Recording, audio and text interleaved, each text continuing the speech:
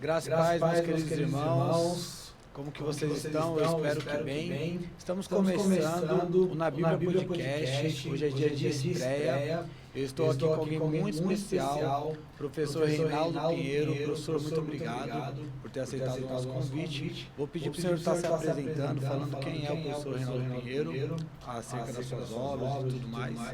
Fica à vontade. Amém. Paz, queridos, tudo bem? Eu sou o professor Reinaldo Pinheiro, bastante gente me conhece, sou professor de algumas escolas teológicas, e nós estamos aqui essa noite para com vocês, dou aula de teologia desde 2002, tenho uma coleção de obras lançadas, uma teologia sistemática e algumas outras obras avulsas, que iria para a grade de algumas escolas teológicas. Esse aqui é o livro que nós lançamos, Quem é Deus, que é a primeira obra da coleção de teologia sistemática. Depois a segunda obra é essa aqui, Quem é Jesus, né? Que é uma coleção de teologia sistemática que pega e faz o quê? Sistematiza as doutrinas bíblicas. A terceira obra é essa aqui, Quem é o Espírito Santo, faz parte da teologia sistemática. São 10 temas e 9 obras. Essa aqui é a de redenção, que seria pecado, salvação e uma única obra. Essa é a quinta obra sobre os anjos, faz parte da coleção de teologia sistemática. Essa é a sexta obra sobre escatologia, que é o tema que a gente vai abordar hoje, um pouco maior que as outras. Essa é a sétima obra sobre o ser humano, nós abordamos quem é a pessoa, o homem criado à imagem e semelhança de Deus, a importância disso. A oitava obra é essa aqui, sobre as Escrituras Sagradas, uma apologia que nós fazemos sobre as Escrituras Sagradas. A nona obra é essa sobre a igreja, o que é a igreja e a função da igreja. E temos uma obra que não faz parte da coleção de teologia sistemática, que é Apocalipse, faz parte da coleção de teologia bíblica. Essas são as 10 obras, mas 9 fazem parte da coleção de teologia sistemática, que sistematiza as doutrinas bíblicas. Elas estão dentro dos assuntos da história da Bíblia, mais de 30 mil versículos está ali, e a teologia sistemática ela pega e sistematiza, organiza o assunto, para que fique mais fácil o estudo. Deus, Jesus, santo, pecado, salvação, anjos, igreja, ser humano, doutrina das últimas coisas. Muito bom, professor. Para o pessoal aí de casa que está assistindo a gente, ficou interessado, quer adquirir a obra, tem algum telefone que o senhor pode estar deixando para entrar em contato? Tem sim, pode estar me ligando, 983388217, para usar. A gente vai dar um jeito que essa obra chegue às suas mãos. Amém. Professor, o assunto hoje, escatologia, final dos tempos. Primeira pergunta que eu vou estar perguntando para o senhor é: o que é escatologia? Questão do nome, por que escatologia, do que se trata a escatologia? Então escatologia é um termo teológico. Tanto é que alguns se assustam quando você fala escatologia, porque é um termo grego. E a pessoa fala, tem alguma coisa a ver com profecia. Normalmente, boa parte das pessoas falam escatologia tem alguma coisa a ver com profecia. Em tese tem, porque a palavra escato é últimas coisas e logos estudos das últimas coisas. Ou seja, o estudo das profecias, está relacionado ao estudo das profecias e as profecias das últimas coisas. Mas escatologia é mais abrangente, às vezes nós ficamos assim, escatologia é Apocalipse? Não, Apocalipse faz parte do plano escatológico, mas escatologia é mais abrangente.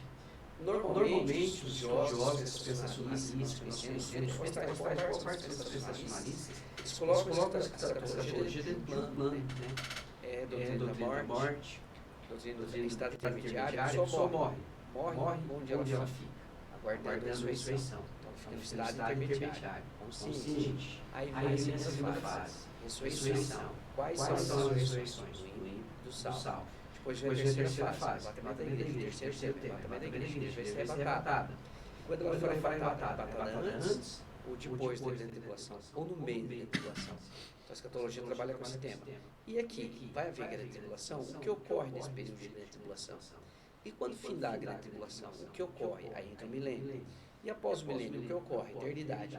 Então, na realidade, a escatologia ela acaba sendo um tema muito mais amplo. Às vezes a gente fica só com escatologia, com aquela mentalidade que escatologia é Apocalipse. Não. Apocalipse é um dos assuntos, uma das partículas, uma das frações da escatologia. Mas a escatologia, normalmente, os católicos principalmente pentecostais, eles colocam isso dentro de um plano divino através dos séculos, e como se fosse envolvendo todas as dispensações. Então começa desde a doutrina da morte, estado intermediário, ressurreição, arrebatamento da igreja, grande tribulação, milênio e eternidade. Então é bem mais amplo do que apenas Apocalipse. Então, professor, a gente pode dizer que escatologia não é o assunto somente visando o final, mas visando o presente, o que já passou. De Gênesis a Apocalipse, nós trabalhamos a escatologia, podemos dizer isso? Sim, sim. Porque assim, quando a pessoa vai trabalhar com a doutrina da morte, a origem da morte, que vai ser extinta lá na frente, mas a gente vai trabalhar com Gênesis 2, 16, 17. O pacto que foi violado, Deus fez uma promessa, Gênesis 2, 16, 17, dizendo para o homem, você pode comer de toda a árvore, mas no dia que você comer da árvore do conhecimento, você morre. Gênesis 3, ele viola o pacto, surge a morte. E a Bíblia diz lá no final que o último inimigo a ser destruído é a morte. Então o que a gente tem que entender? Nós temos que saber quando que ela surgiu e por que ela vai ser extinta. Então você volta lá atrás, você volta a milhares de anos para saber da origem da morte e depois da extinção da morte. Por isso que você não tem como ficar preso somente aos 7 anos de grande tribulação. Os 7 anos de grande tribulação é uma parte da escatologia, mas não toda a escatologia, porque ela é muito mais abrangente. Então, professor, tem muita gente que está entendendo os termos porque faz teologia ou já estudou, mas para um leigo, porque a maioria das pessoas, quando vai falar de Apocalipse, tem de referência aquele filme que eu creio que o senhor já assistiu, Deixados para Trás, é um clássico, foi um dos primeiros filmes que eu assisti. Às vezes tem a novela, então as pessoas têm de referência muitas coisas. E a escatologia, pelo menos quando eu comecei a me aventurar nas ideias e estudar, eu tive dificuldade nisso, porque você vê muitos teólogos falando muita coisa, de vertentes muito diferentes, e você fica meio perdido. Então, para o leigo, que fala assim, o que é esse negócio de fim do mundo? O pessoal fala que Jesus está voltando, os sinais estão aí, mas que sinais são esses? Então, o que eu quero perguntar para o senhor, o que a gente está vivendo no presente agora, como aplicar isso na Bíblia e entender de maneira simples e cronológica? Então, o que acontece? Como você mesmo observou, nós temos mais de uma linha escatológica. Nós temos de interpretação, entender o Apocalipse. Até o Lutero dizia que não sabia porque o Apocalipse tinha entrado no cânon. Ele achava que era um mero livro de simbolismo. Então, assim, nós temos mais de um pensamento sobre o Apocalipse e isso afeta a escatologia. Temos aqueles que têm o entendimento, que interpretam o Apocalipse como preterista. Eles dizem que o Apocalipse se cumpriu nos dias de João. Foi João, o evangelista, que escreveu o Apocalipse. Escreveu por volta de 96, quando estava exilado na ilha de Patmos, que era uma ilha vulcânica, em tese, uma ilha pequena vulcânica. E ele estava exilado ali, ele escreve o Apocalipse. Então, tem uma linha chamada de preterista, ela interpreta Apocalipse no pretérito. Entende que ele se cumpriu nos dias de João. Existe outra linha chamada historicista, que interpreta o Apocalipse durante a história. E vão tentar encaixar os fatos de Apocalipse com a história. Existe outra linha, que é a que eu sigo, que é a futurista, que o Apocalipse trata de eventos futuros. Por quê? Quando você começa a abordar a questão de selos, trombetas e taças, você não consegue encaixar aqueles eventos, aquelas catástrofes, em nenhum momento histórico. Quem tenta fazer força demais, não dá. Não dá para fazer, vai forçar demais. Os juízos que tem ali, os percentuais de mortes, as catástrofes que tem ali, jamais a humanidade viu. É aquilo que o Senhor Jesus diz em Mateus 24. Ele fala assim, que haverá um tempo de grande aflição, e tem pessoas que negam a grande tribulação, diz que não vai haver grande tribulação.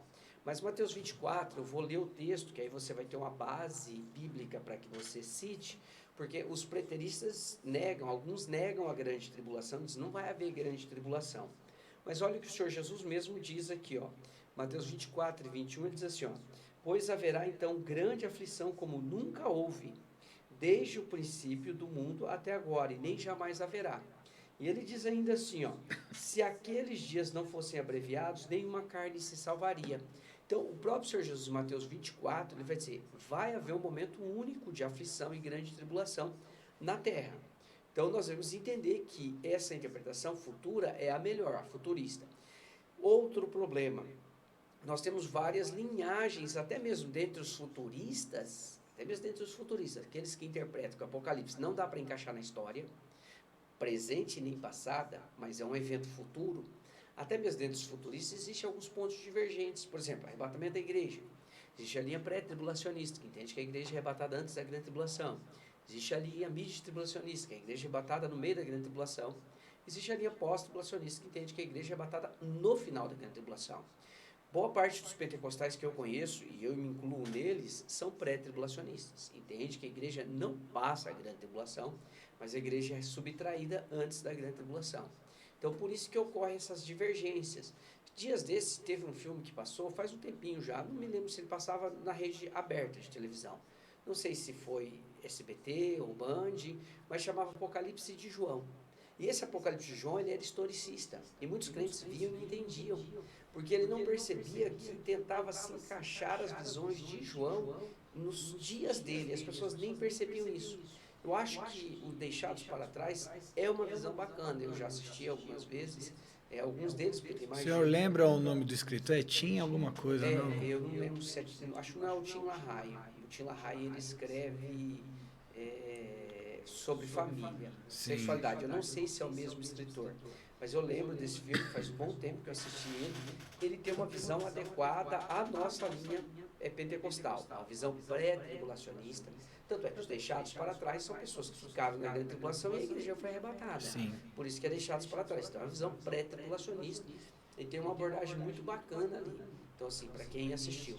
Qual que é o maior problema? É um conhecimento fragmentado de escatologia. As pessoas vão pegando pedaços de linhas de pensamento. Ela vai lá e pega um pedaço de linha de pensamento de um pós-tribulacionista. Ela nem sabe que é pós, mas pega. Aí ela vai lá e pega um pedaço de pensamento de um pré-tribulacionista. Ela tenta misturar isso, não encaixa. Por exemplo, Apocalipse 12, que fala daquela mulher, para o pós-tribulacionista, aquela mulher é a igreja, que fica na grande tribulação. Mas para o pré, aquela mulher é Israel de regra. A interpretação é Israel. Tem algumas divergências aqui, mas boa parte interpreta como Israel, o pré-tribulacionista. Se faz a divisão entre igreja e Israel. Sim. Aí, o que acontece? Para o pós, é a igreja, porque a igreja passa a grande tribulação. O que a gente tem que entender? A gente tem que pegar o Apocalipse e dividir ele, fatiar. Capítulo 1, 2 e 3 de Apocalipse é a parte histórica.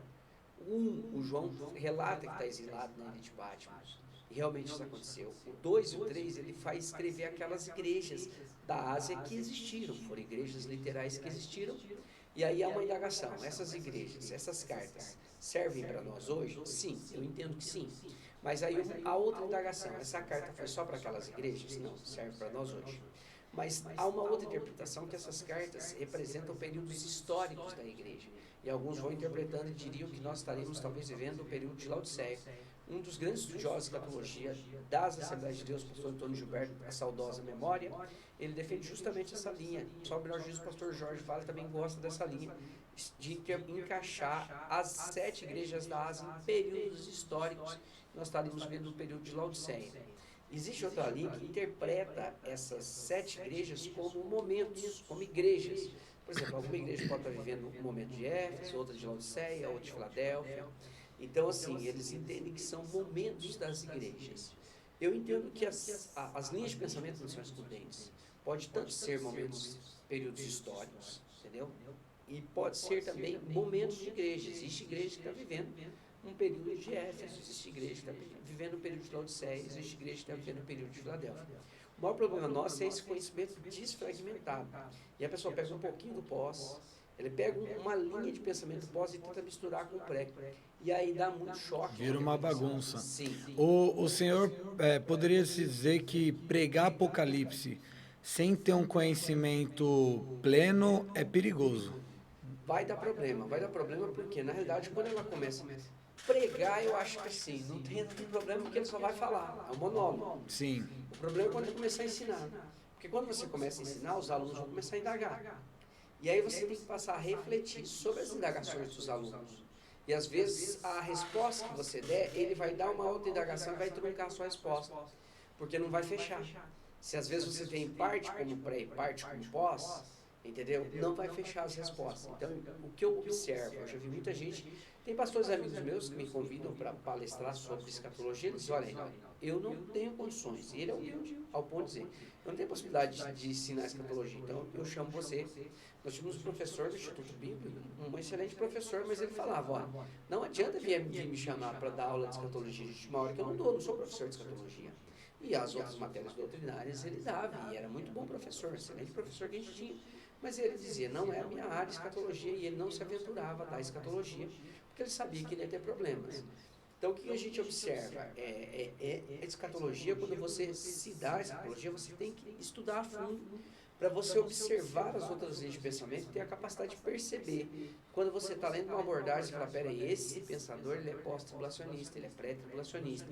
Essa abordagem é pré-tribulacionista, eu não posso adotar ela, é pós-tribulacionista, eu não posso adotar ela se eu sou pré, certamente vai dar problema. Então, assim, essa é a questão. Muita gente se aventura, muita gente pega fragmentos de pensamentos, porque tem essas linhas divergentes, e mistura, e não vai encaixar. Se você pegar fragmentos da linha pós-tribulacionista e misturar com a pré-tribulacionista, não vai encaixar, entendeu? Porque ele vai dizer que a igreja está na grande tribulação, e o pré vai dizer que não está. Então, não vai encaixar, vai ter sério problema. Professor, o senhor falando isso, o interessante, esses dias eu estava num culto, né, numa igreja, não vou citar o nome por ética, e foi um pregador, e eu estava estudando a teologia liberal por conta de alguns assuntos, né? E ele pregou acerca do tema escatologia na linha da teologia liberal. E aí eu acho que foi a pregação escatológica que mais alegorizou que eu vi na minha vida. Eu acho que até mais que a preterista. E os irmãos dando glória a Deus, aleluia, só que assim, ele falou algumas coisas ali que, na minha visão, eu considerei até herética. Por exemplo, quando ele citou Mateus capítulo 4, ele falou que Jesus ali, na verdade, não estava conversando com Satanás, com o adversário mesmo, era com ele mesmo. Assim, eu poderia ter tudo isso e eu vou morrer por esses caras, o diabo ali era ele mesmo, leva para uma questão mais filosófica. E o pessoal, nossa, que fantástico, glória a Deus, aleluia. Eu falei, nossa, cara, o cara tá em cima do púlpito. Então, assim, o que eu pergunto, se é perigoso, não é só por causar uma celeuma ou confusão nos ouvintes, né, na questão da pregação, mas até mesmo por cara não ter uma linha definida, ele poder, não proposital, mas causar uma heresia na fala dele, né? E o senhor falando isso acerca que teve um pastor que foi humilde e falar, Reinaldo, eu não consigo. O senhor escreveu uma teologia sistemática, que deve dar um trabalho danado. Mas até mesmo o senhor pode falar que a escatologia é uma área que o senhor tem mais profundo conhecimento e que outras o senhor não é tão profundo igual na escatologia. E isso é normal para quem está estudando. Vai ter uma área que ele vai sobressair mais. Sim, sim. Às vezes a gente aborda as outras áreas, mas existe uma área que você sente mais segurança de abordar. Por exemplo, arqueologia bíblica. Eu posso até dar uma aula, mas existem professores que são especialistas em arqueologia. Eu não tenho como me comparar. Então, existem áreas que são mais teológicas, existem áreas que são mais históricas. E a pessoa não pode se aventurar se ela não tem aquele conhecimento naquela área, entendeu? Principalmente escatologia. Eu lembro o meu livro Escatologia surgiu de um assunto que uma vez o meu sogro foi dar escatologia na igreja. E ele sentiu dificuldade e ele pediu para que eu ajudasse. E a gente foi estudar juntos, e em um dado momento ele chegou para mim e falou assim, Reinaldo, faz assim, pega você e monta o estudo e dá na igreja e vou passar para você isso. Por conta de uma dificuldade que ele sentiu, ele começou, em um dado momento ele começou a sentir dificuldade de dar sequência ao estudo. Então aí ele acabou passando para que eu aprofundasse e desse sequência àquele estudo, a gente acho que estudou 2 ou 3 meses toda terça-feira. Então essa é a questão, a pessoa tem que ter essa noção de que escatologia não é algo que seja impossível de aprender. Só que ela tem que ter humildade, se dedicar para estar aprendendo, para depois ensinar. Não se aventurar em ensinar com Google, entendeu? Ela faz uma especialização no Google, e vai pegando um monte de linhas de pensamentos e quer ensinar. Isso vai ter sérias dificuldades. Informação é diferente de conhecimento, né, professor? Sim, sim. Então a pessoa vai pegar esse monte de informação e vai querer lançar. Ela vai ter dificuldades. Então eu acho que é melhor você pegar um material bom, de qualidade, estudar. A gente tem bons escritores, entendeu? E você sentar e estudar, e montar uma linha e ver como pensam os outros, para quando você for indagado, você saber trabalhar melhor. Certo. Professor, suponhamos que eu sou um cara cético, minha avó falava que Jesus ia voltar, meu pai, enfim. Aí eu pergunto para o senhor, tudo bem, professor, então me dá uma prova cabal nos dias de hoje, algum sinal que está escrito na Bíblia, algum sinal que aconteceu, existe algum sinal, ou isso daí é tudo balela, vocês tentam forçar um texto, tentam fazer um texto que é morto, ficar vivo. Uma prova, professor, que o senhor pode nos dar que os sinais estão se cumprindo. Então, a gente pode pegar o texto de Lucas. Lucas, ele vai dizer aqui, em Lucas 21, ele vai dizer assim, ó, perguntaram, mestre, quando serão essas coisas? O contexto que é volta de Jesus e fim dos tempos. E que sinal haverá quando isso estiver para acontecer? No versículo 11, Lucas 21 e 11, o Senhor Jesus diz assim, ó, haverá grandes terremotos, fomes e pestilências. Então ele fala, terremotos, fome e pestilência. Tudo isso acontece, a pessoa fala, desde que o mundo é mundo, isso acontece, é fato. Mas se você fizer uma análise, a própria Covid, ela nos mostrou muita coisa. Se você fizer uma análise, pode fazer, coloque, aí você pode fazer uma pesquisa no Google, que aí você vai pegar o UOL, acho que é o UOL aborda esse tema. No século passado a gente teve acho que cerca de 4 pandemias. Uma em 1920, acho que foi a espanhola, salvo o melhor juiz, depois uma em Hong Kong, depois a gente teve a AIDS e mais uma outra lá. Foram quatro pandemias no século inteiro. Nesse nós já estamos para a 5ª pandemia. Então você vai ver que nós tivemos uma esrague no começo, depois a gente teve a suína, depois a gente teve a aviária, depois a gente teve uma micro de ebola, parece, e aí a gente veio com a H1N1 em 20 anos. H1N1, nós vimos com a Covid. H1N1 não, Covid, a H1N1 já teve. Depois a gente veio com a Covid. Só que se a gente analisar a Covid, nós temos um monte de pandemias dentro da Covid. Essa é a questão que nós precisamos analisar. Porque a Covid, ela virou o alfabeto grego inteirinho. Alfa, beta, gama, delta, epsilon, zeta, eta, teta, kappa, lambda, mi, li, ômicron. E aí eles ainda começam a cruzar os temas. Delta, ômicron, eles vão cruzando as letras ainda. Agora parece que está surgindo a ômicron XZ.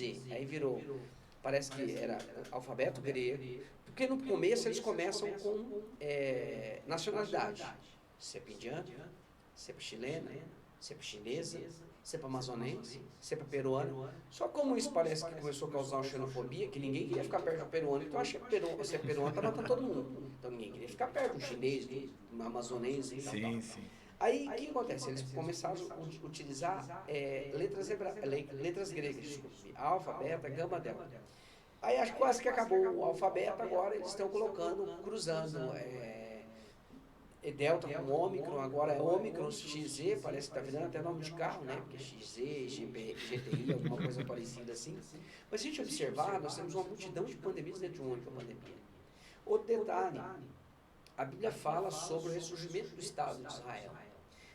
O vale de ossos secos ali, a profecia de Ezequiel, você pode ler em casa, não dá tempo para a gente abordar, porque o nosso tempo aqui é reduzido. Sim. Mas Ezequiel, muitas vezes as pessoas pregam no vale de ossos secos, aqui de Ezequiel 37, mas ela prega com um viés espiritualizado. Só que na realidade ali, se você lê o texto, ele é claro ao dizer que o vale de ossos secos é o ressurgimento da nação de Israel. E a nação de Israel, ela foi destruída na época de Ezequiel. Ezequiel escreve esse texto aqui por volta de 587. Em 586, Israel é destruída pela Babilônia. A parte do sul, Judá, ela é destruída pela Babilônia e levada cativa. Então, Israel deixou de ser uma nação soberana, vamos supor assim, Judá.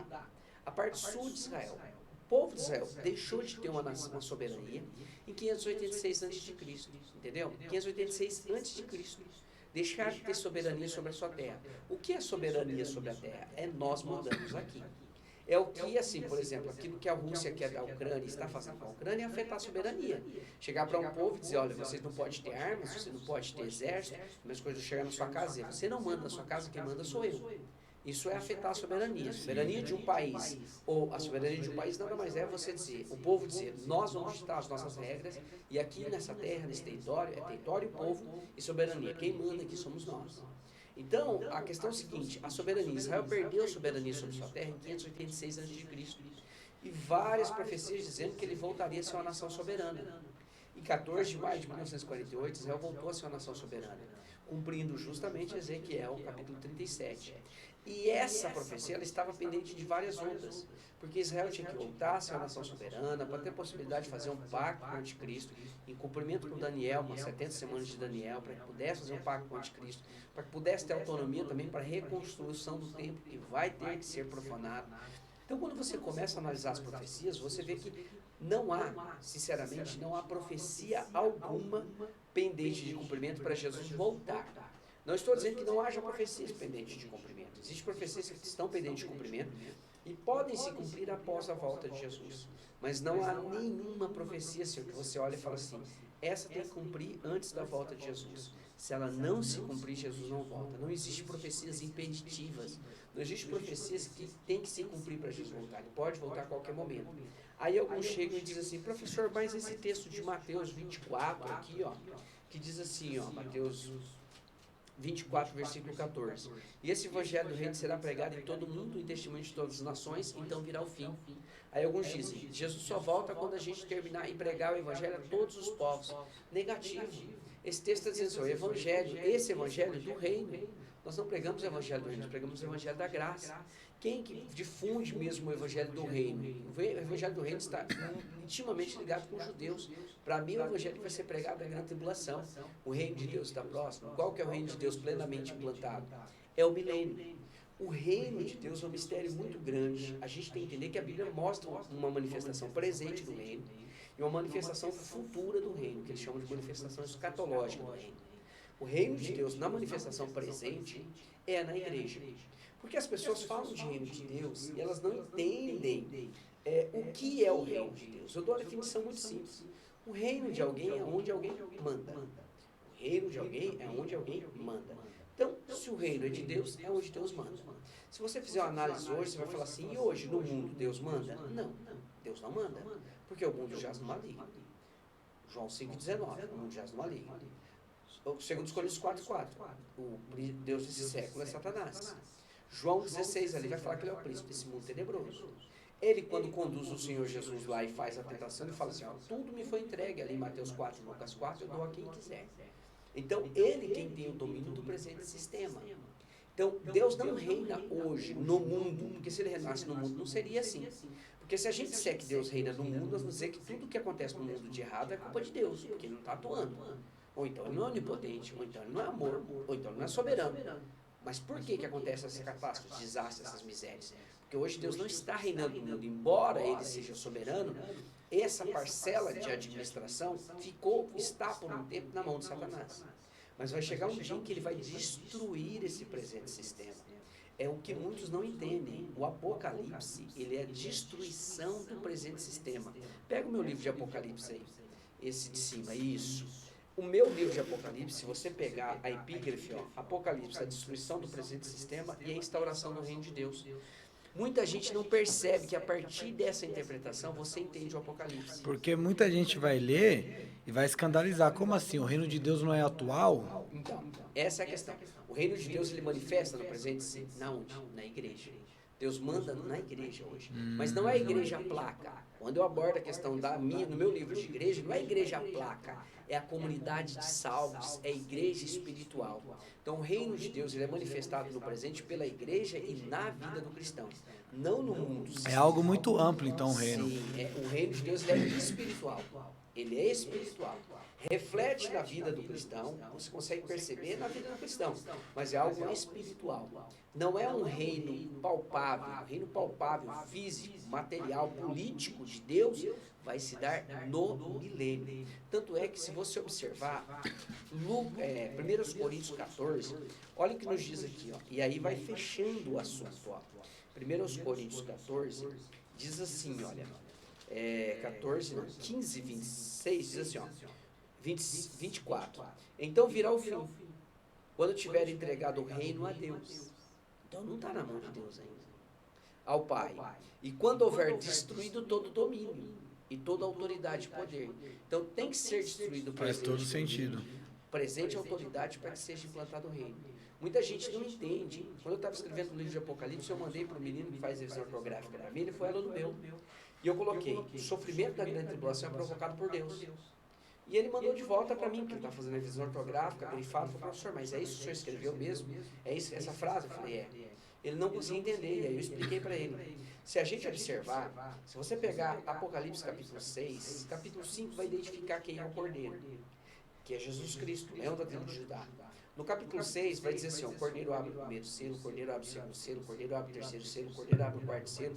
No quarto selo, quando é aberto ali, morre um quarto da humanidade.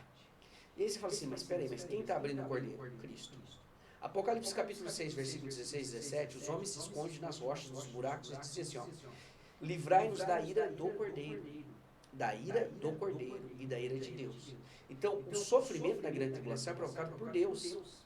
É outra concepção correta de Deus. Tem gente que acha assim, não, Deus é amor. Óbvio que ele é amor, mas ele é justiça também. Eu lembro que uma vez um amigo meu descrente perguntou para mim, Reinaldo, você está dando aulas esse mês? E ele gostava de ler, ele descrente não, ele frequentava a igreja católica, não era evangélico, frequentava a igreja católica, e era curioso, gostava de ler bastante a Bíblia e tal. E eu falei, estou dando o Antigo Testamento, teologia do Antigo Testamento. Ele falou, nossa, no Antigo Testamento Deus era bravo, né? Aí eu pensei, é porque você não leu Apocalipse. Dá uma lida em Apocalipse. Nós vemos a plena justiça de Deus ali. Quando você analisa o Apocalipse, você vê que Deus está destruindo o presente sistema para implantar o reino dele. O sofrimento, a dor e a justiça, todo o juízo, todas as catástrofes do Apocalipse. A história da Arca de Noé vira um conto de fadas. Exato. E é provocado, assim como o dilúvio foi provocado por Deus, o dilúvio foi provocado por Deus. Destruição de Sodoma e Gomorra, provocado por Deus. Os juízos em Apocalipse são provocados por quem? Por Deus. Essa é a minha lógica, é um dos meus argumentos que a igreja não passa a grande tribulação. Por quê, professor? Gente, peraí. Se Deus quem vai, se é o Cordeiro, Apocalipse 6, 16, 17, que vai derramar a sua ira na grande tribulação, será que ele ia deixar a noiva dele aqui? Para mim, deixar a noiva do Cordeiro aqui na grande tribulação é violência doméstica. É incidência da Lei 11.340 de 2006, a lei chamada Maria da Penha. É violência doméstica porque é o noivo malhando a noiva. É o noivo descendo a borracha na noiva. Porque vai deixar a igreja na grande tribulação num período em que Deus vai, que a ira do Cordeiro vai cair aqui, que o Cordeiro vai aplicar aqui a sua ira sobre a terra, e ele vai deixar a noiva aqui. Para mim, o maior de todos os argumentos é esse. É ilógico, é incoerente a igreja estar aqui na grande tribulação. Então a gente tem que entender que a grande tribulação é um período de 7 anos onde Deus está destruindo o presente sistema para implantar o seu. E aí faz todo sentido Israel e os ímpios que ali estão passar pela ira, porque aí é o que o senhor falou, eles não são igreja, eles não estão debaixo da graça, digamos a graça salvífica, desfrutam da graça comum, mas é uma graça salvífica, aí faz sentido, né? Essa questão de dividir Israel e a igreja e os demais estarão ali, porque uma dúvida também até para o senhor esclarecer, na tribulação vai haver a pregação das duas testemunhas, mas não vai ser só para a nação de Israel, vai ter pessoas de outras nações ali que possivelmente vão se converter, é isso? Isso, é o que a gente tem que entender. A grande tribulação para mim não tem propósito para a igreja. A pessoa fala, a igreja tem que ficar para pregar. Peraí, se a gente não fez essa tarefa já em 2000 anos, nós estamos já para 2000 anos quase. Vai fazer num período curto? Vai fazer em 7 anos com o mundo acabando? Então, para mim, esse argumento é desnecessário e inútil. Tá. Não há propósito para a igreja da grande tribulação. O propósito da grande tribulação é para quê? Para os judeus e para os gentios. Na realidade, o propósito da grande tribulação é levar os gentios a se arrependerem também. Se a gente observar o texto de Apocalipse, capítulo 9, diz isso. Quando Deus vai começar a dissolver essa terra, olha o que diz aqui, capítulo 9, versículo 20, ó. Os outros homens que não foram mortos por essas pragas não se arrependeram das obras das suas mãos para deixar de adorar os demônios, aos ídolos de ouro, de prata, de bronze, de pedra, de madeira, que não pode ver nem ouvir. O que a gente observa? Em um dado momento, quando o Senhor Deus vem derramando, vem abrindo os selos com os seus juízos e tocando as trombetas com os seus juízos, aqui toca a 6ª trombeta, já está na parte final ali dos seus juízos. Em dado momento, quando Deus vem derramando os seus juízos, os homens não se arrependem. O juízo da grande tribulação é para levar os homens a se arrependerem. O evangelho vai ser pregado na grande tribulação? Vai. O evangelho do reino. Qual reino? O reino de Deus. Qual é esse reino? É o milênio, que aí sim é o reino pleno de Deus, é o reino político de Deus que vai ser implantado no milênio. O reino político de Deus que vai ser implantado no milênio. Então, qual o propósito para Israel? Levar eles a ansiar o Messias, quererem o Messias, buscarem o Messias, porque todas as vezes que Israel está apertado, ele almeja o Messias. Israel almejava o Messias ali nos dias de Cristo, sim, porque ele estava oprimido por Roma. E na grande tribulação ele vai ser oprimido pelo anticristo na parte final. Então ele vai almejar o Messias, ele vai estar cercado pelo anticristo na batalha do Armagedon. Então quando o Senhor Jesus vem e destrói ali os exércitos do anticristo, do falso profeta, a mando de Satanás, ele destrói aqueles exércitos. Em Apocalipse 19, a partir do versículo 11, quando ele destrói aqueles exércitos, a reação de Israel, ela é descrita lá em Zacarias capítulo 12, versículo 9, que diz que eles olharão para aquele que está com a mão traspassada e chorarão como quem pranteia por um unigênito, como quem pranteia por um único filho que tivesse. Então, ou seja, a grande tribulação é apertar os judeus para que eles tornem para Deus.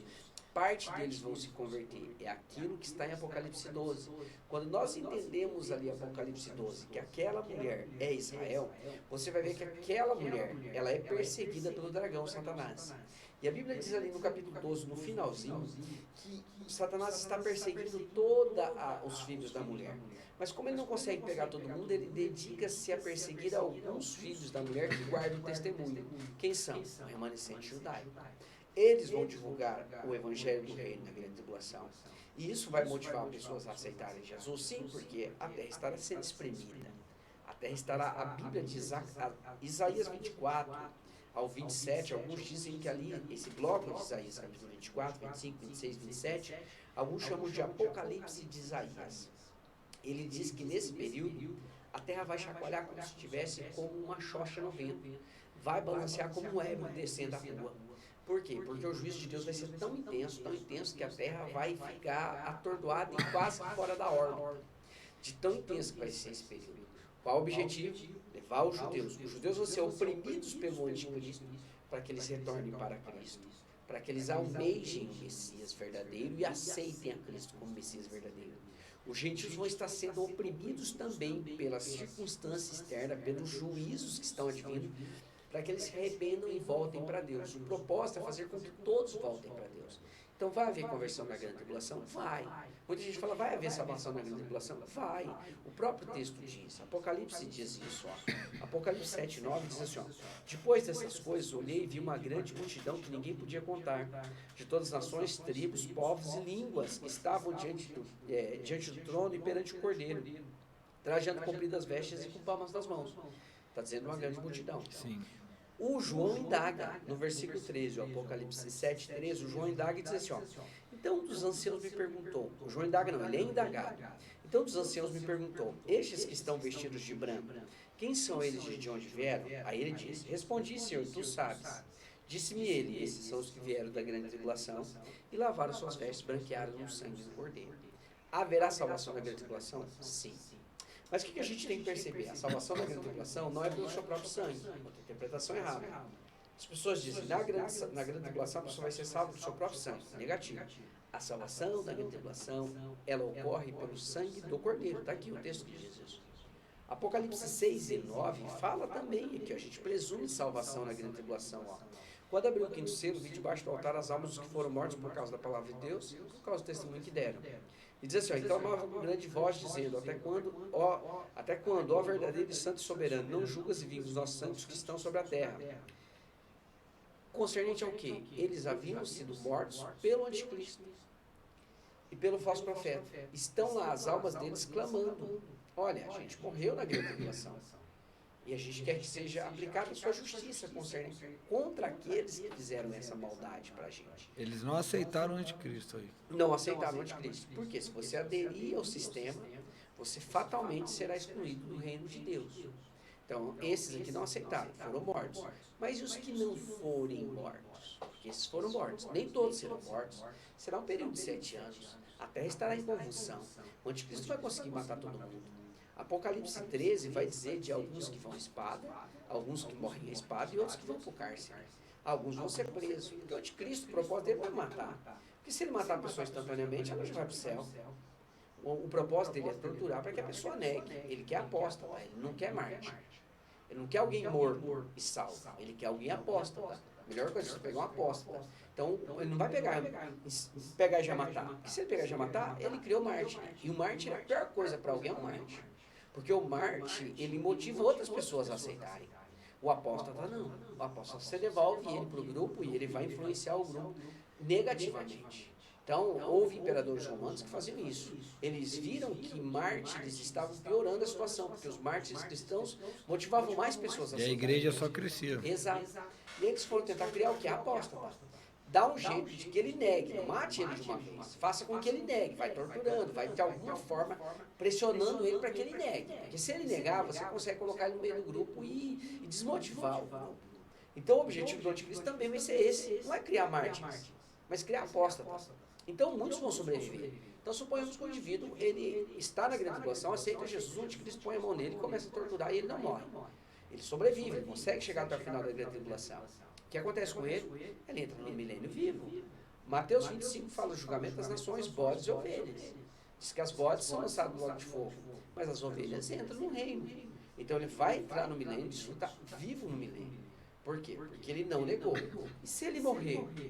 Aqueles que estão lá em Apocalipse 6 e 9, que já foram mortos durante a grande tribulação, eles são ressuscitados no final da grande tribulação. Apocalipse 20, versículo 3, fala da ressurreição dos salvos da grande tribulação. Então eles são ressuscitados no final da grande tribulação. Bom, gente, a conversa está muito boa. Eu nem falo nada, eu só quero ficar ouvindo. O assunto realmente chama muita atenção. Vou pedir uma licença para o professor Reinaldo Pinheiro. Vou estar falando aqui rapidamente sobre o IBCamp. Você está escutando essa conversa, talvez você esteja pensando assim, não estou entendendo nada, está falando em grego, está falando braille. E o IBCamp ele vai te ajudar nisso. Professor, me corrija, mas quando o apóstolo Paulo fala para o jovem Timóteo ser um obreiro ali aprovado, muita gente tem a concepção de que obreiro é o rapaz que fica na porta, é o pastor. Então o pessoal cria, essa concepção de, vou estudar teologia se eu quero ser um pastor.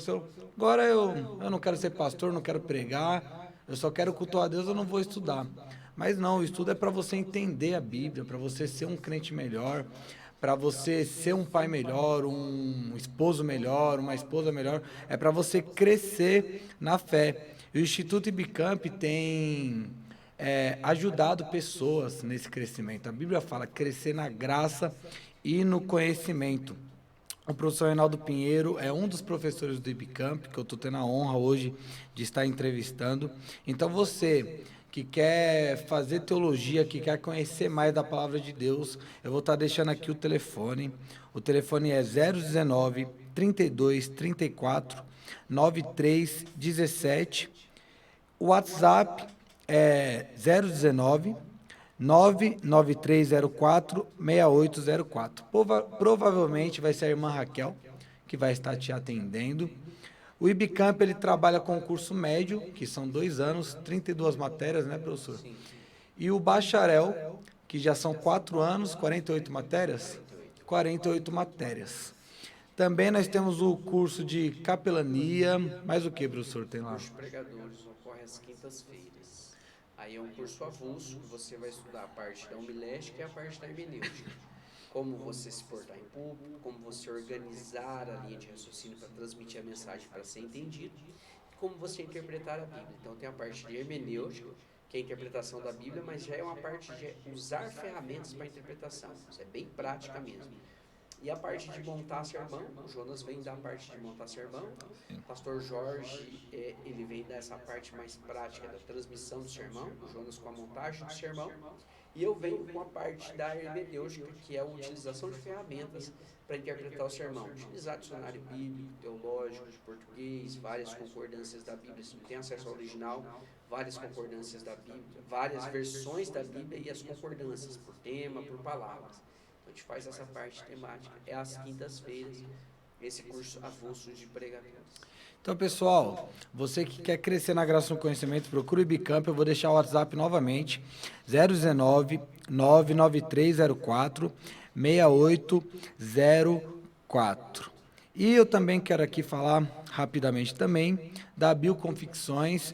Você que vai fazer um congresso aí na sua igreja de jovens, de irmãs, eu inclusive estou com essa camiseta aqui, Santidade, a Bioconfecções.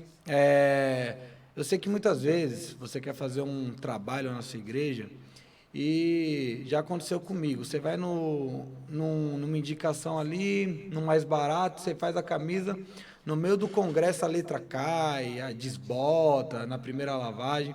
Então a Bioconfecções é um dos melhores preços de Campinas e região.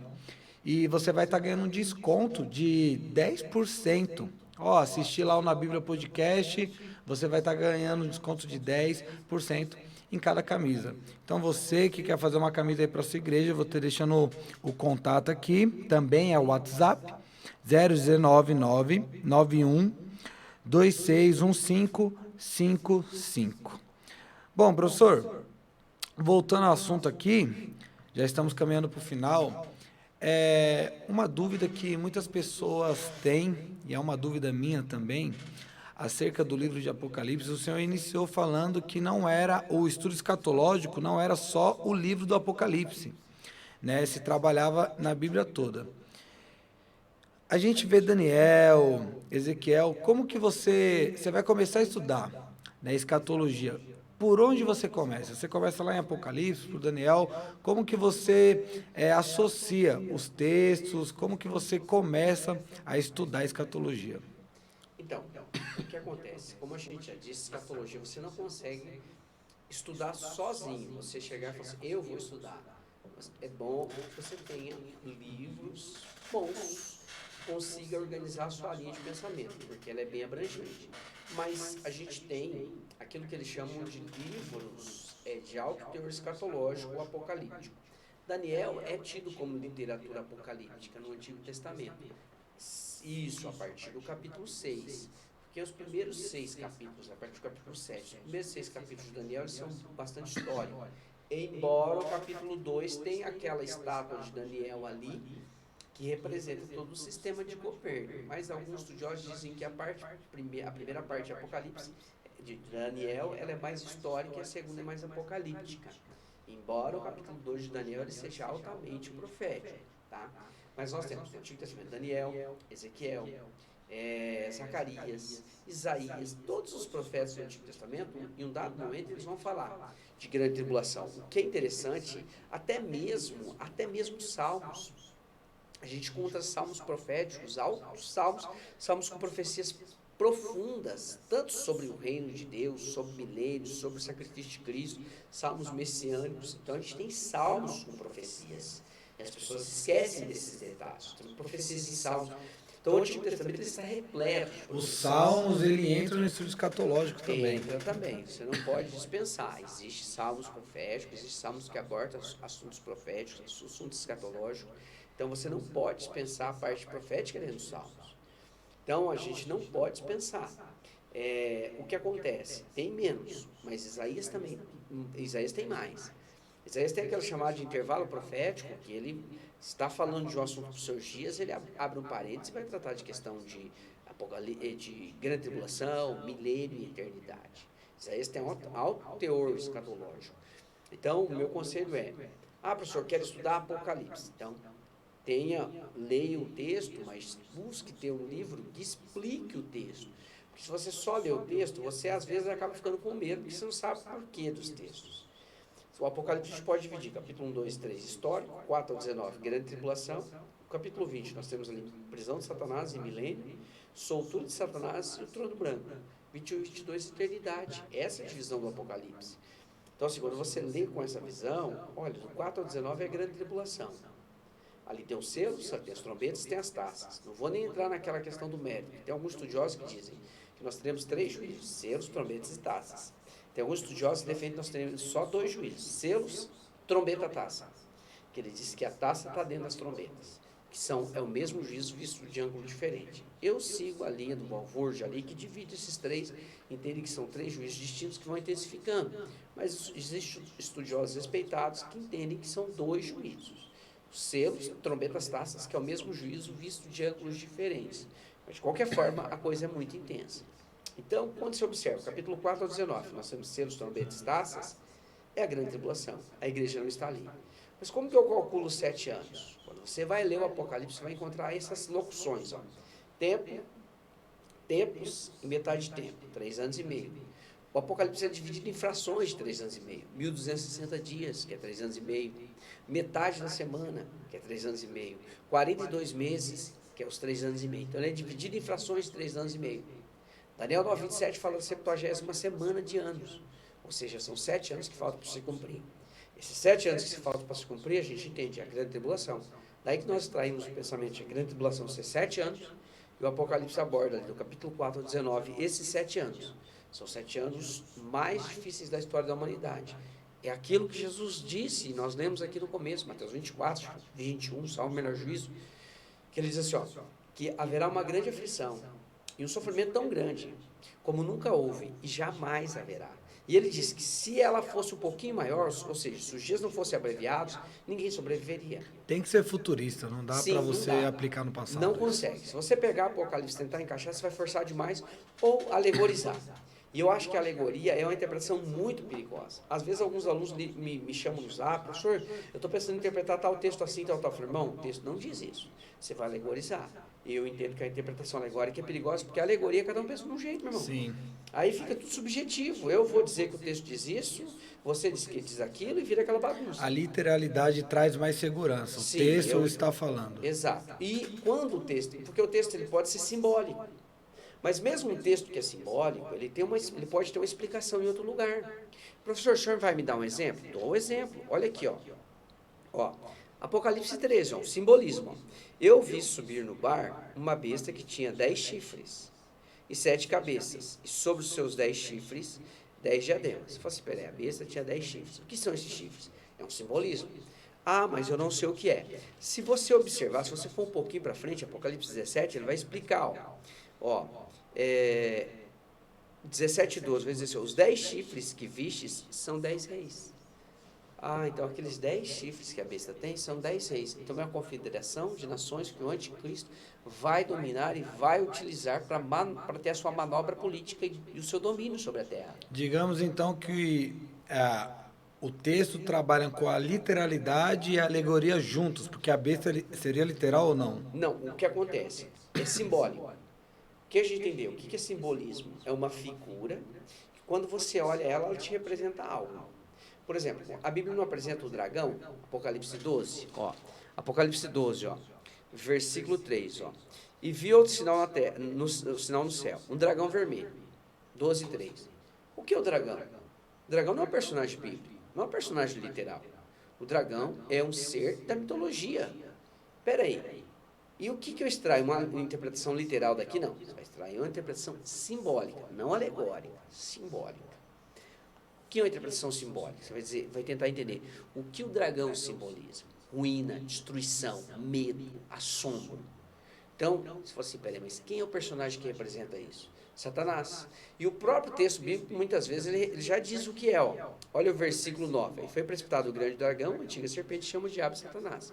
Qual a diferença entre, se eu fosse alegorizar? Eu ia alegorizar esse texto e dizer, então, irmãos, o dragão aqui é o seu problema. Você está com um dragão em casa que é o seu problema, que é a sua luta, a sua aflição. O dragão é o seu patrão, o dragão é sua esposa, aquela treva, aquela tribulação. Cada um fala Você está entendendo? Aí o dragão vira a esposa, vira o patrão, vira isso, vira aquilo. Isso é alegorizar. Você pegar um texto e não tentar. Ele é simbólico, esse texto é simbólico. Mas você vai extrair dele o que o simbolismo representa e não o que você acha. E o simbolismo representa algo literal. Sim, às vezes a própria Bíblia diz literalmente o que aquilo simboliza. Como nesse texto. Nesse texto, exato. A Bíblia vai explicar o que aquele simbolismo. Então nós temos em Apocalipse linguagem literal, linguagem simbólica. E o que a linguagem simbólica é? É um objeto que representa algo. Por exemplo, vai falar do cordeiro. Vai falar do cordeiro. Aí eles falam assim, um cordeiro é um animal. Vai dizer aqui, capítulo 5, versículo 4 de Apocalipse. Eu chorava muito, porque ninguém foi achado digno de abrir o livro, nem de olhar para ele. Todavia um dos anciãos me disse, não chores, olhe o leão da tribo de Judá, a raiz de Davi, que venceu para abrir os 7 selos. Então, no meio do trono, se eles veem diante dos anciãos de pé, tinha um cordeiro. Espera, um cordeiro, um leão. Quem é o cordeiro leão aqui? Cristo. Como cordeiro ele morre, como leão ele reina, leão da tribo de Judá. Judá é aquele lá que recebe a promessa lá em Gênesis, não me lembro se 50, um pouquinho antes, de quando Jacó vai abençoar os seus filhos, ele chama Judá e diz assim, o cetro, o bordão não vai se apartar de Judá. Judá vai ter um rei. E você vai ler Isaías 9:6, diz assim, Porque o menino chama o Senhor Jesus de conselheiro, Pai da eternidade, príncipe da paz, e diz no versículo 7, Isaías 9:7, que o governo de Cristo será eterno, o governo de um descendente de Davi. Então existem vários textos proféticos que dizem que haveria um descendente de Davi que sentaria no trono para sempre. Davi vem de quem? Vem de Judá. Por isso que o cetro está em Judá. Por isso que o Senhor Jesus é o leão da tribo de Judá. O reino está na tribo de Judá, o cetro está na tribo de Judá e cumpre-se plenamente em Cristo. E ele é o cordeiro por quê? João 1:29 diz assim, ó, eis o cordeiro de Deus que tira os pecados do mundo. Como cordeiro, ele tira os nossos pecados. Como cordeiro, ele é nosso substituto. Ele oferece sacrifício vicário, nos substitui na cruz do Calvário e paga os nossos pecados. Mas como leão, ele reina. Então são os ofícios de Cristo. Leão, ele é rei. Cordeiro, ele é aquele que tira os nossos pecados. Então a gente vai observar que quando a gente fala, olha, eu vi um leão, eu vi um cordeiro, são linguagens simbólicas, mas ela tem por trás de si uma interpretação óbvia. Não é a interpretação da cabeça, uma alegoria. O cordeiro, meu irmão, o cordeiro, a pessoa acha que é qualquer coisa, o leão é o Satanás. Não, aqui está dizendo, o leão aqui é o leão da tribo de Judá. Professor, não tem como estudar isso sem você pegar uma obra que sistematizou. Sim, que ela vai te explicar o que diz esse simbolismo e às vezes te indicar ali na própria Bíblia o que relacionar com outros textos. Você tem que fazer inter-relação com outros textos. A Bíblia interpreta a si mesma. O Pedro diz, nenhuma profecia de particular interpretação. Quando você pega a profecia e faz ela de particular interpretação, você alegoriza. Por que alegorizar? É autossubjetivo, você pegar de você, dizer o que eu acho. E a Bíblia diz, a Bíblia é contrária a esse tipo de interpretação de o que eu acho. Então eu vejo às vezes algumas pessoas se aventurando na interpretação alegórica e ela é altamente perigosa. Olha o que diz aqui, ó. 2 Pedro 1:20, ó. Acima de tudo, lembrai-vos de que nenhuma profecia das Escrituras é de particular interpretação. 1:20, 2 Pedro, nenhuma profecia de particular interpretação. Ou seja, eu não posso dizer o que eu penso, eu tenho que dizer o que a Bíblia dispõe. Tem que deixar o texto dizer. Sim. Então, muitas vezes a pessoa vai alegorizar, e isso é muito perigoso. Professor, a gente está indo para o final e tem algo que eu não posso deixar de falar. É claro que a gente não vai acabar esse assunto aqui em algumas horas, nem em dias, né? É um assunto que é pano para manga.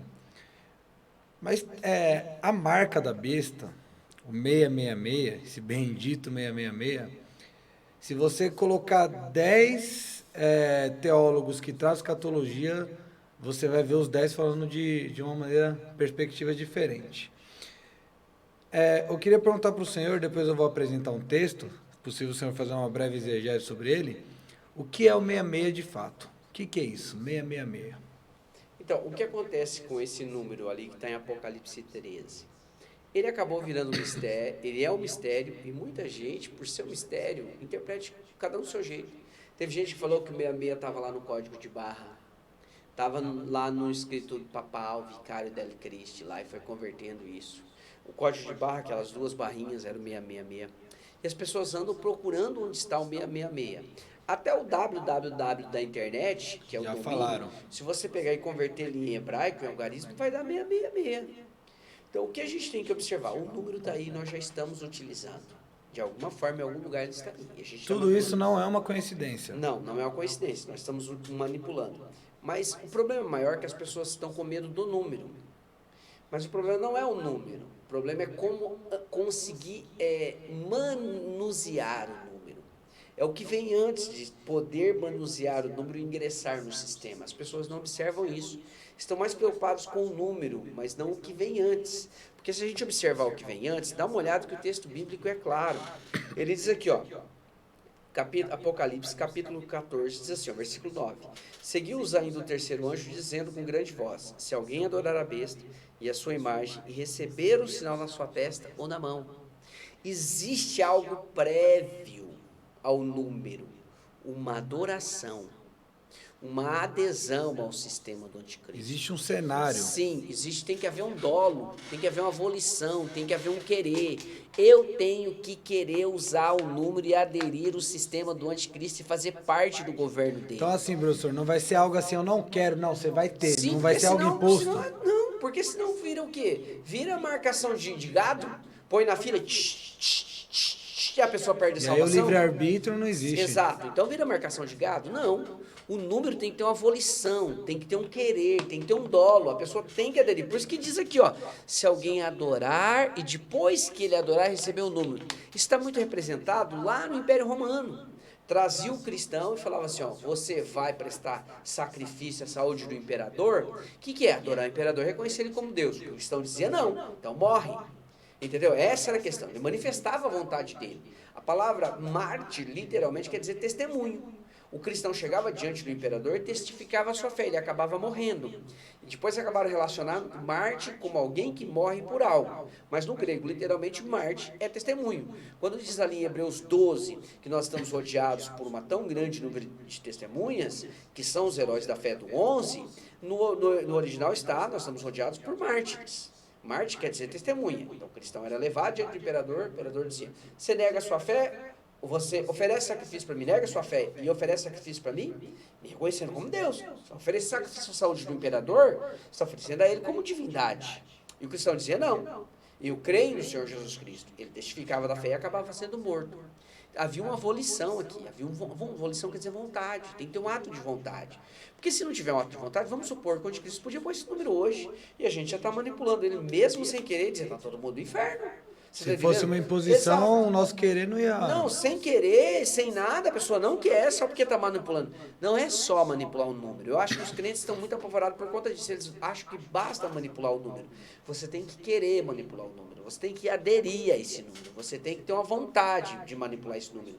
Porque senão o anticristo ia pegar todo mundo, pôr na linha de produção, marcar, ou então, queridos, pegar e falar assim, ó, vocês vão tomar uma vacina. Igual a gente tomou a vacina de Covid, eu não sou antivacina não, mas eu tomei a minha, tal, embora seja questionável e tudo mais, não vou entrar nessa guerra desse mérito. Eu tomei a minha, não sou antivacina não.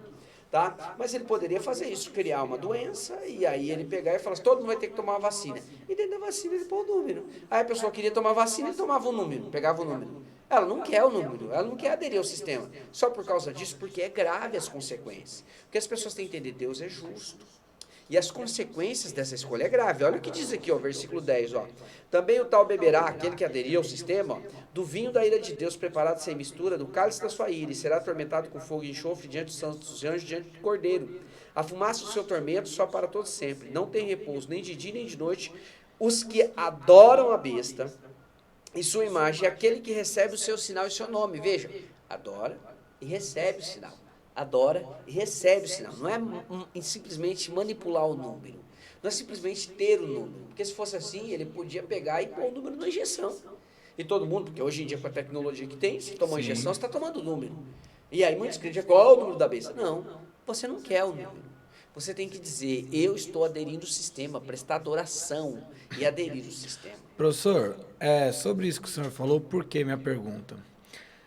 Porque eu estava estudando outra coisa. Eu sempre tive uma dúvida acerca de Salomão. Salomão foi salvo ou não foi? E eu estudando isso, grandes teólogos, homens de Deus, e há um embate acerca disso. Eu pensei que eu ia estudar e ia haver um consenso, mas não, há muito embate acerca disso. E eu li eu achei esse texto, 1 Reis, capítulo 10, 14. Quero que o senhor me explique se isso daqui é uma coincidência ou a gente consegue fazer esse link. Porque diz assim, ora, o 1 Reis 10, 14, ora, o peso do ouro que se trazia a Salomão, cada ano, era de 666 talentos de ouro. Quando eu li isso, eu tomei um susto, eu falei, é um 666, não sei se tem algum link. Logo em seguida, 1 Reis 11, Salomão, do 5 ao 7, Salomão seguiu a Astarete, deusa dos Sidônios, e a Milcom, abominação dos Amonitas. Então, um entendimento breve que eu tive, 666 ele aceita o ouro, e no capítulo seguinte ele está idolatrando outros deuses. Isso tem alguma coisa acerca do 666? Faz algum sentido ou aqui simplesmente é uma coincidência, não dá para linkar? Eu entendo que é uma coincidência, não dá para linkar. Porque assim, porque está contando um fato histórico que realmente ele caiu. Só que o que a gente tem que observar? É uma coincidência, não dá para linkar. Porque se a gente fizesse esse link, aí entraria na alegoria. Exatamente, por isso que eu perguntei. Porque eu procurei, eu achei acerca de Salomão, se foi salvo ou não salvo. Mas falando desse link, eu não achei ninguém falando disso. Sim, então, sim, eu falei, vou porque aí perguntar. a gente entraria na alegoria. Mas que o sistema do anticristo vai ser idólatra e canalizar a adoração. Por que a gente tem que observar? Apocalipse 13, nós temos primeiro o anticristo, que é o líder político, depois o falso profeta, que é o líder religioso. A junção de igreja e Estado.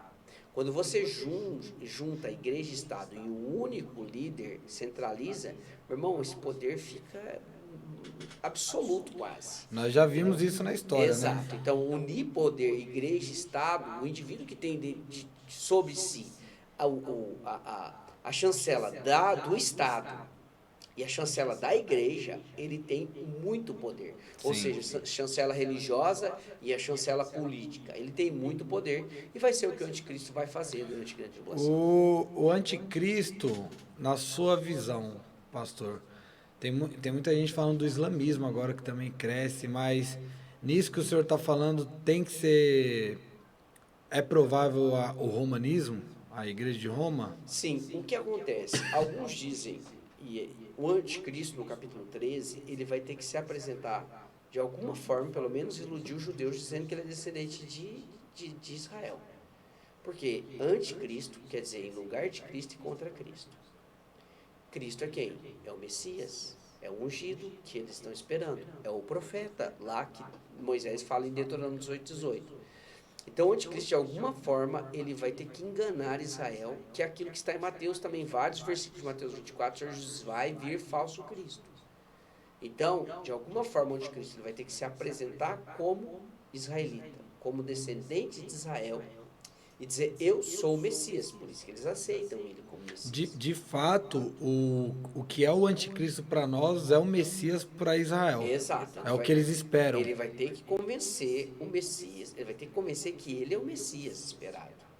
Para eles aderir, para eles aceitá-lo como um líder, que ele vai ter uma influência política. Para convencer, tem que vir de lá. Sim, aí ele vai, então em tese ele vai ter que de alguma forma pelo menos enganar. Não estou dizendo que tem que ser, mas porque ele opera sob o espírito de engano, ele vai ter que apresentar isso. O senhor não está dizendo que vai vir da linhagem, tudo, Não, mas vai ter que se fazer de lá. Ele vai ter que enganar e provar ou ludibriar, porque a Bíblia diz que ele vai operar o erro, operar o engano. Mas ele vai ter que apresentar-se como descendente de Israel, que ele é o Messias esperado, e os judeus acabam aceitando ele como o Messias esperado, quando na realidade não é. Então essa é a questão, ele vai ter essa influência. Professor, para a gente caminhar para o final, uma dúvida também, a gente tratou do assunto de maneira bem fragmentada, óbvio, pouco tempo, mas acerca do chip. Fala da mão direita, é isso, e da testa. O porquê fala de duas localidades? Como que é essa questão do chip? Eu perguntei do 666, já exatamente por conta disso. Porque se é um chip, o porquê pode ser colocado em dois lugares? Ou não é literal? O que simboliza? O que seria essa questão? Então, até agora, eu não lembro de nenhum escritor explicando por que aqui mão ou testa. Não lembro. Se eu entrar aqui, eu vou entrar no achismo, porque a Bíblia não especifica. Todos que eu achei entrou na questão alegórica, até os amilenistas, que foi a linha, quando eu comecei a estudar, eu me identifiquei com ela, mudei, inclusive com a ajuda do livro do Senhor, eu e minha esposa estudando. Porque o que acontece? O que eles dizem é que a mão direita controle e testa a mente. É uma alegoria, mas a minha dificuldade era não ver o chip como algo literal. Aí o senhor pode me corrigir se eu estiver errado, mas pelo que eu leio, eu não consigo não ver o chip sendo, talvez não seja um chip, mas sendo alguma coisa literal que marque mesmo, que seja evidente. Sim. Porque fala de compra e venda. Se eu for alegorizar, como que alguém vai me identificar se eu posso comprar ou vender se for algo alegórico, se for algo palpável, visível ou reconhecido, né? Sim, não. O que a gente tem que entender, o chip é aquela questão. Por que na mão e na testa? Isso é difícil. Aí vai entrar na alegoria. A Bíblia não diz por que na mão e na testa. Aí a pessoa vai tentar encaixar em alguma coisa. Mas o que a gente tem que observar? Que essa identificação, ela vem, primeiro, tem que ter uma volição, eu quero aderir ao sistema, recebe o número, recebe a marca. A partir do momento que ele recebe a marca, ele ingressa no sistema, ele pode comprar e vender. Então tem que ser algo que vai ter que ser rastreado. Por isso que a gente fala chip hoje, que é o que a gente tem hoje. Sim. De forma que você consiga rastrear e monitorar. Isso vai impedir comprar e vender. Se a gente observar nos dias de João, isso, alguém que olhasse o João ter escrito isso, fala, João, você está doido. Porque como que você vai pedir alguém comprar e vender se a economia dos dias de João era a economia de escambo? Professor, o que é economia de escambo? Economia de base de troca. Era o quê? Eu colhia 100 sacos de feijão, você 100 sacos de arroz. Eu diria assim, eu não tenho como comer 100 sacos de feijão, vou trocar com ele. Chegava e falou, irmão, você não quer trocar um saco de arroz com feijão para mim, comigo? Não, a gente trocava, a gente tinha arroz e feijão.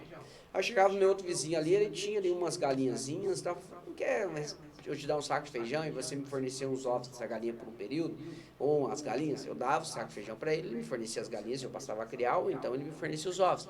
Era economia de escambo na grande maioria. A sociedade dos dias de Jesus não era sociedade igual a nossa de consumo, era sociedade de subsistência. Quem leu naquele tempo, de fato, viu algo futuro. Sim, não viu tem algo que eu não como. conseguia entender, porque não tinha o controle. O Estado não tinha o controle como tem hoje. Certo que ele tinha um pouco de controle, porque tinha os cobradores de impostos, os publicanos e tudo mais, mas controle igual tem hoje, de rastrear, de monitorar, de saber onde que você está, essa pandemia nos mostrou. Você saía de casa, você recebeu uma notícia no celular. Olha, não sai de casa porque o vírus está aí. Não, assustador. Sim, você assustador. está sendo monitorado. A questão é o seguinte, existe estação rádio base, a gente consegue descobrir onde você está. É instaurado o processo de investigação em cima disso, consegue saber onde a pessoa está por conta do celular. Você está entendendo? Por isso que criminosos vão em algum lugar aí, eles não gostam de levar celular, porque identificam onde a pessoa está. Você sabe, se você, por exemplo, às vezes você está passando em algum lugar, você recebe uma notícia de uma notícia que... Propaganda daquele lugar. Não, professor, antes eu clicava no Google, tênis da Nike, por exemplo, aparecia. Mas agora não é isso, não sei se já aconteceu com o senhor. Eu tá conversando com a minha esposa, a gente precisa viajar. Exato. Mas eu não digitei nada. Exato. Aparece. Eu tava conversando com a minha esposa esse dia, nossa, a gente precisa ir, não sei o quê. Me apareceu, tipo assim, proposta de um monte de viagem. Exato. Parece até que tá sendo escutado o que você fala. Sim. Não, isso é comum. Então, a gente está sendo rastreado.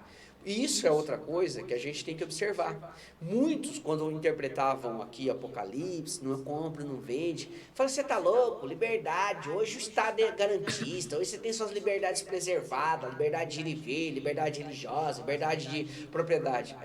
Essa pandemia mostrou pra gente que a gente não tem liberdade nenhuma. De nada. Todas as suas liberdades e as minhas foram cerceadas. Liberdade de ir e vir porque a gente ficou encarcerado de casa. Liberdade de propriedade, que a gente teve que fechar os comércios. Os comerciantes que tentavam vender, parecia que estavam vendendo droga, que abriu uma portinha e ficava entregando sacolinha escondida com medo da guarda municipal vir. E tem muitos lugares que foram lá e deram ponto de solda no comércio do camarada. E a liberdade de propriedade dele? A liberdade de ir e vir. Você vai na praça, senta na praça, a guarda municipal te tira lá, batendo em você e te conduz para a delegacia, como se estivesse contaminando do planeta. Liberdade de ir e vir, liberdade de propriedade, liberdade religiosa. As igrejas foram fechadas. Então nós tivemos várias das nossas liberdades cerceadas. E temos muitas liberdades nossas hoje cerceadas. Você fala algumas coisas em redes sociais que desagradam alguns, você já vai lá e é bloqueado. Então nós temos muitas das nossas liberdades que são cerceadas. Porque o correto não é bloquear, o correto é sancionar. Você falou que não devia? Sim. Bom, se é injúria, você vai responder um processo criminal. Se causou dano moral, responde o processo de dano, você vai pagar patrimônio, vai pagar indenização. Não é tapar sua boca e pôr uma fita crepe na sua boca. É o dizer, você pode falar o que você quiser, só que depois você vai ser responsabilizado por isso. Porque o que eles dizem que é liberdade, na verdade, você está sendo limitado a algo. Sim. Algo interessante, na questão do chip até, parece que a gente está sendo programado, condicionado a algo, porque eu trabalho na área de educação física. Foi incrível. Antes do decreto da máscara, se alguém abaixasse a máscara, o pessoal na academia falava, não, é um absurdo estar sem máscara. Pode tirar a máscara. Foi dado lá o decreto lá que podia tirar a máscara.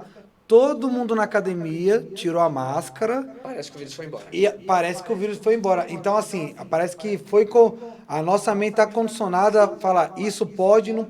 Sim. Sabe? É assustador. Não, o povo foi dominado. Eu não sou negacionista. Eu também não. O vírus está aí, a gente perdeu gente querida e tudo mais. Mas preste atenção, você não podia nem indagar. Você ficou impedido de indagar e dizer, meu irmão, mas será que esse é o melhor caminho? Você não podia. Só disseram um caminho, você tem que ir por aqui. Olha, a máscara é isso, é aquilo. Você não podia. Por exemplo, se a máscara era útil, Então por que que o nosso governador que usou máscara o tempo todo pegou 2 vezes a Covid? E o presidente da República, o maluco do presidente da República, que não usava máscara hora nenhuma, pegou uma vez só. Bom, se a máscara fosse realmente efetiva, o presidente da República tinha que ter pegado 15 vezes e o governador nada. Você está entendendo? É isso, mas você não podia indagar, porque se você indagasse, você era negacionista. A gente foi impedido de indagar, de pensar, entendeu? Decretos que a partir da meia-noite todo mundo em casa, peraí, mas o vírus só vai circular a partir da meia-noite? Isso é lobisomem ou é um vírus? Você está entendendo? Então, assim, a gente foi impedido de indagar. Porque se você pensasse, se você indagasse, você era negacionista, você era a favor do vírus, você estava tal, você estava fazendo com que as pessoas contaminassem e morressem, você era culpado pela morte dos outros. Só porque você indagava, só porque você pensava. Mas tem efetividade? Mas se você perguntasse isso, estaria enrolado. Sim. Entendeu? Então, a gente foi impedido até mesmo de pensar. Então a gente observa que o palco Ponte Cristo está montado. Professor, para encerrar então, falando sobre isso, eu acho que a grande reflexão que fica para a igreja foi o que o senhor falou, não se preocupar com o número, mas com o cenário, com a preparação. Porque nós sabemos que a igreja não precisa se preocupar porque a igreja não vai estar aqui. Sim. Porém, se a gente aceita se condicionar, né, como que eu posso falar? Na ideia do anticristo, a gente não vai subir. Aí a gente vai estar aqui, né? É mais ou menos isso. Foi o que eu entendi. Então, o que a gente tem que entender? Outra coisa que é importante pontuar para finalizar, a igreja não tem que se preocupar com o número. Porque se o número efetivamente ele vai ser implantado plenamente durante a grande tribulação, eu acredito que a igreja não estará aqui, eu não tenho que me preocupar com o número. Quem tem que me preocupar com o número? Quem vai ficar? Eu acredito que não vou ficar. Eu não tenho que me preocupar com o número. Eu só sei que o sistema está montado, o número já está talvez até sendo utilizado. Sem uma vontade minha, sem uma volição minha. Mas já está tudo montado, o palco está montado. Agora a igreja vai ser subtraída antes. É isso que a gente tem que entender. A gente tem que preocupar com o número. Qual o número que é? É o código de barra, é esse que está no Papa, é esse que está... Não. O número a gente tem que preocupar. A gente tem que viver a vida e se preparar para ser arrebatado. Quem vai se preocupar com o número? Quem ficar aqui na grande tribulação. Muito bom. Professor, obrigado. Eu vou, como o assunto foi escatológico, eu vou mostrar mais uma vez aqui os livros acerca da escatologia que o senhor escreveu. Enquanto eu mostro, fala o seu contato de novo, professor. Quem quiser estar adquirindo o livro. Esse daqui é o Apocalipse. O senhor escreveu esse primeiro? Não, eu escrevi primeiro de escatologia, que é Como Será o Amanhã. Como Será o Amanhã. Através de séculos, mais ou menos. Sim. Esse aí, Como Será o Amanhã. E depois eu escrevi o livro de Apocalipse. Os dois têm 260, 254 páginas. Mais de 500 páginas de assunto. O meu contato é 983-388217, DDD 19. Muito bom. Professor, obrigado por mais uma vez ter atendido aí o nosso convite. Foi uma conversa muito boa. Eu falei muito pouco, gente, porque não dá, né? Um professor de escatologia, você tem que aprender, só ouvir. Eu tive uma aula particular hoje. Professor, muito obrigado, que Deus continue te abençoando, te capacitando. Eu falo isso não querendo puxar saco nem nada, sem demagogia nenhuma, mas dos professores que eu tenho, o senhor é um dos que eu tenho mais apreço, mais carinho, pela sua humildade, pela sua história, pouco eu sei, mas é uma história de alguém vitorioso, que o senhor continue te usando grandemente. E eu quero aqui estar falando para os ouvintes que teremos outros programas como esse, de debates, entrevistas, e que você esteja orando por esse projeto, orando pela minha vida, pela vida do professor, e que Deus possa continuar te dando essa graça, esse desejo de conhecer mais acerca da palavra dele, porque acerca do assunto que nós conversamos hoje, fato é que Jesus, ele pode voltar a qualquer momento, nós temos que estar preparados. Na Bíblia Podcast, tamo junto, pessoal. Deus abençoe. Obrigado, professor. Finish.